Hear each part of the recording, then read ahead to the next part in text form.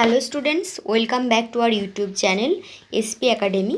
আজকে আমি তোমাদের ক্লাস 10-এর lesson 5 our runaway kite by Lucy Montgomery সেই প্রোজটা আমি তোমাদের পড়ে বোঝাবো। যারা তোমরা 2026-এ মাধ্যমিক দেবে তাদের জন্য এটা খুব ইম্পর্টেন্ট টেক্সট। তোমরা ভালো করে বুঝে নাও, আমি তোমাদের লাইন বাই লাইন পড়ে বুঝিয়ে দিচ্ছি, তাহলে তোমাদের কোয়েশ্চেন অ্যান্সার সলভ করতে খুব সুবিধে হবে। দেখো, প্রথমে আমাদের the author and the text আছে, আমরা সেখান থেকে পড়া শুরু করি। Lucy Montgomery 1874 to 1942 was a Canadian author best known for a series of novels beginning with Annie of Green Gables। মানে লুসি মন্টগোমেরি, যিনি 1874 সালে জন্মগ্রহণ করেছিলেন এবং 1942 সালে পরলোক গমন করেন, তিনি একজন ক্যানাডিয়ান লেখিকা ছিলেন। তিনি সবথেকে খ্যাতি লাভ করেছিলেন কি ওনার নভেল লেখার জন্য, অ্যা সিরিজ অফ নভেলস, মানে অনেকগুলি নভেল লেখার জন্য, যেটা তিনি শুরু করেছিলেন কি দিয়ে, Anne of Green Gables. She wrote numerous novels, poems and short stories। মানে তিনি অনেকগুলি উপন্যাস, কবিতা এবং ছোট গল্প লিখেছিলেন। She was made an officer of the Order of the British Empire 1935। মানে তিনি 1935 সালে ব্রিটিশ সাম্রাজ্যের তিনি একজন অফিসার হয়েছিলেন। She was made মানে এটা প্যাসিভ ভয়েসে আছে, মানে তাকে বানানো হয়েছিল। এরপরে দেখো, গল্পটার সম্বন্ধে একটা ব্রিফ একটা ডেসক্রিপশন আমাদের দেওয়া আছে, চলো আমরা সেটা দেখে নিই, তাহলে মেন গল্পটার সম্বন্ধে আমরা একটা আইডিয়া পাবো। This short story is about a brother and a sister living on an isolated island with their father, who through a series of incidents get reunited with their long lost relatives। মানে এই ছোট গল্পটা হচ্ছে একটা ভাই বোনের, যারা একটা আইসোলেটেড মানে নির্জন, একটা নির্জন দ্বীপে বাস করত। কাদের? তার বাবার সাথে। Who throw a series of incident মানে যারা কয়েকটা ঘটনার মধ্যে দিয়ে তাদের পুরনো হারিয়ে যাওয়া আত্মীয় পরিজনের সাথে তাদের রিইউনাইট হয়, মানে তারা একত্রিত হয়। It is a touching tale that underlines the value of relations. মানে এটা একটা খুব সুন্দর স্পর্শকাতর একটা গল্প। টাচিং মানে কি? স্পর্শকাতর একটা গল্প, যেটা মাধ্যমে বোঝায় আমাদের সম্পর্কের মূল্য। লেখিকা এই গল্পের মধ্যে দিয়ে আমাদের সম্পর্কের যে কী মূল্য সেটা তিনি বোঝানোর চেষ্টা করেছেন। চলো এবার তাহলে আমরা মেইন যে গল্প, সেই মেইন গল্পটা পড়া স্টার্ট করি। Of course, there was nobody for us to play with on the big half moon। মানে অবশ্যই সেখানে আমাদের সাথে খেলার জন্য কেউ ছিল না। On the big half moon, big half moon মানে আইসোলেটেড আইল্যান্ড। এর আগেই বলা হলো যে আইল্যান্ডটা ছিল আইসোলেটেড, তো সেই কারণে সেখানে তাদের সাথে খেলার কেউ ছিল না। আইসোলেটেড মানে নির্জন। We just had to make the most of each other and we did. মানে আমাদেরকে আমাদের জন্যই করতে হতো, তো সেটা আমরা করতামও। We live on the big half moon island. আমরা বাস করি বিগ হাফ মুন আইল্যান্ডে, মানে যে আইল্যান্ডটা, দ্বীপটা, সেটার নাম হচ্ছে big half moon.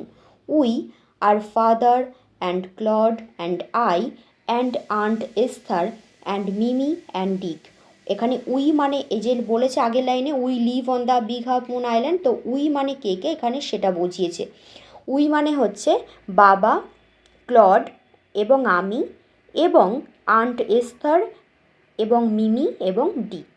It is use to be only father and Claude and I. মানে এটা সাধারণত আমি, বাবা এবং ক্লড আগে থাকতাম। ওই যে বললো কয়েকটা ঘটনার মাধ্যমে আমাদের পুরনো হারিয়ে যাওয়া রিলেটিভদের সাথে আমাদের আবার রিউনাইট হয় আমাদের, তো সেটাই পুরনো হারিয়ে যাওয়া রিলেটিভ হচ্ছে এস্থার, মিমি অ্যান্ড ডিক। তো কিভাবে হবে সেটাই উনি এই গল্পটার মাধ্যমে তিনি বলেছেন। It is all on account of the kite that there are more of us. মানে এই যে একটা ঘুড়ি, এই ঘুড়িটাই পুরোটা আমাদের জন্য করেছে। তো সেই গল্পটাই আমাদেরকে বলবে কিভাবে একটা ঘুড়ির মাধ্যমে ওরা আবার ওদের পুরনো হারিয়ে যাওয়া আত্মীয় পরিজনদের সাথে একত্রিত হয়। This is what I want to tell you about. মানে এটাই আমি তোমাদেরকে বলতে চাই। Father is the keeper of big half moon lighthouse. আমার বাবা ছিল সেখানকার বিগ হাফ মুন হাউস মানে আইল্যান্ডটার ওই লাইট হাউস মানে হচ্ছে একটা টাওয়ার, যেখানে অনেক বড় আলো দেওয়া থাকে একটা টাওয়ারের উপরে এক ছোট ছোট আইল্যান্ডগুলোতে, যেখানে বোঝায় যে কাছেই কোনো মানে বন্দর আছে বা পোর্ট আছে, সেটা বোঝানোর জন্য, জাহাজগুলোকে ওয়ার্ন করার জন্য যে লাইট দেওয়া থাকে সেটাই হচ্ছে লাইট হাউস। এবং ওনার বাবা হচ্ছে সেই লাইট হাউসের রক্ষক, keeper. I am 11 years old, আমি 11 বছর বয়সী। ক্লড ইজ 12, মানে ক্লড তখন 12 বছর। In winter when the harbour is frozen over, we all move over the mainland, মানে যখন শীতকালে কি হয় না, ওই হারবার মানে পোতাশ্রয় বা বন্দর, সেই বন্দরটা পুরোটা বরফে ভরে যায়, তখন আমরা সবাই মেনল্যান্ডে চলে যাই। As soon as spring comes, মানে যখনই বসন্তকাল আসে, শীতের পরে কি বসন্তকাল আসে, যখনই বসন্তকাল আসে তখনই back we sail to our own dear island, তখনই আমরা আবার আমাদের প্রিয় আইল্যান্ডে মানে প্রিয় দ্বীপে ফিরে আসি। The funny part use to be that people always pitied us when the time came for us to return, মানে যখন সব থেকে একটা হাসির ব্যাপার ছিল কি, সেখানকার লোকজন মানে যখন আমরা মেনল্যান্ডে যেতাম সেখানকার লোকজন যখন আমাদের ফিরে আসার সময় হতো তখন তারা আমাদের জন্য দুঃখ বোধ করতো। পিটিড মানে করুণা করা বা দুঃখ করা।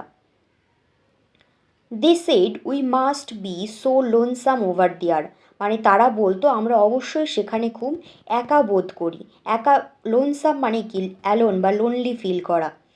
With no other children near us, আমাদের কাছে যেহেতু কোনো বাচ্চা নেই, তো মানে লেখিকা বলছেন যে ওখানকার মেনল্যান্ডের লোকজন বলতো যে যেহেতু আমরাও বাচ্চা, তো বাচ্চাদের খেলার সাথী দরকার, তো সেই জন্য যেহেতু আমাদের কাছে কোনো খেলার সাথী ছিল না, আশেপাশে কোনো বাচ্চা ছিল না, তো সেই জন্য তারা আমাদের জন্য দুঃখ বোধ করতো। Of course Claude and I would have like to have some one to play with us, মানে অবশ্যই ক্লড এবং আমি খুব চাইতাম যাতে আমাদের সাথে খেলা করার কেউ থাকুক। দুজন বাচ্চা ছেলে মেয়ে, তোরা অবশ্যই একা একা থাকে, তোরা অবশ্যই চাইবে যে কেউ না কেউ থাকুক ওদের সাথে খেলা করার জন্য। It is hard to run pirate caves and things like that with only two, মানে যেগুলো শুধুমাত্র কিছু কিছু খেলা থাকে যেগুলো দুজনে খেলা সম্ভব নয়, যেমন কি বলেছে রান পাইরেট কেভস, এরকম টাইপের খেলাগুলো যেগুলো দুজনের পক্ষে সত্যিই খুব কঠিন হতো। But we use to quarrel a good deal with the mainland children in winter. আবার লেখিকা কি বলছেন যে যেহেতু আমরা শীতকালে যখন আমরা মেনল্যান্ডে গিয়ে থাকতাম সেখানকার বাচ্চাদের সাথেও আমাদের ঝামেলা হতো, সেখানকার বাচ্চাদের সাথে আমাদের বনিবনা হতো না। এই যে কোয়ারেল যে ভার্বটা, এটা তোমাদের খুব আসে ফ্রেজাল ভার্বে, ক্লাস মাধ্যমিক যেহেতু ক্লাস 10, তো সেই জন্য কোয়ারেলের ফ্রেজাল ভার্বটা খুব ইম্পর্টেন্ট। এটা হচ্ছে fall out. So it was perhaps just as well that there were none of them on the big half moon. তো সেই জন্য বলছেন এটা সম্ভবত ভালোই হয়েছে যে বিগ হাফ মুনে কেউ থাকে না, আমরা দুজনেই থাকি, যেহেতু মেনল্যান্ডে গিয়ে বাচ্চাদের সাথে ঝামেলা হয়, তো সেই জন্য উনি বলছেন এটা একদিক থেকে ভালোই হয়েছে। Claude and I never quarrelled, Claude এবং আমি কখনো ঝগড়া করতাম না, মানে লেখিকা এবং তার ভাই ওরা দুইজন যে খেলা করতো তো ওদের মধ্যে কখনো ঝগড়া হতো না। To be sure father did not seem to have any relations except us, মানে আমরা নিশ্চিত ছিলাম যে বাবার আমরা ছাড়া আর কোনো সম্পর্ক ছিল না, মানে আত্মীয় পরিজন ছিল না। This use to puzzle Claude and me, মানে এটাই আমাকে আর ক্লডকে খুব অবাক করতো। Everybody on the mainland had relations, মানে মেনল্যান্ড মানে যে মেন যে এলাকার ছিল সেখানে সবার আত্মীয় পরিজন ছিল, তো সেই জন্য ওরা যেহেতু দুই ভাই বোন বাচ্চা, তো সেই জন্য ওদের মনে হতো যে আমাদের কেন কেউ নেই, মেনল্যান্ডে তো সবার আত্মীয় পরিজন আছে। Why don't we, why hadn't we, কেন আমাদের নেই। Was it because we lived on an island, এটা কারণ যে আমরা একটা দ্বীপে বাস করি, মানে যেহেতু বাচ্চা তো ওদের অনেক রকম চিন্তাভাবনা আসতো, থট আসতো, ওটা তাই বলছে নিজে থেকেই যে আমরা কি দ্বীপে বাস করি বলে আমাদের কোনো আত্মীয় স্বজন নেই। We thought it would be so jolly to have an uncle and aunt and some cousin, বলছে এটা কি মজার হতো না যে যদি আমাদের কোনো আঙ্কেল আন্টি থাকতো এবং কোনো সাম কাজিন মানে কি তুতো ভাই বোন, খুড়তুতো কাকাতো মামাতো এরকম ভাই বোনকে কাজিন বলা হয়। Once we asked father about it. একদিন আমরা বাবাকে এটা জিজ্ঞেস করেছিলাম।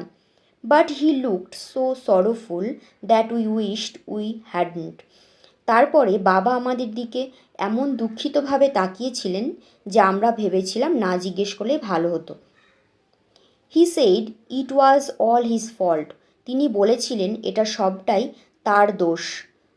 Clod and I did not understand what he mint.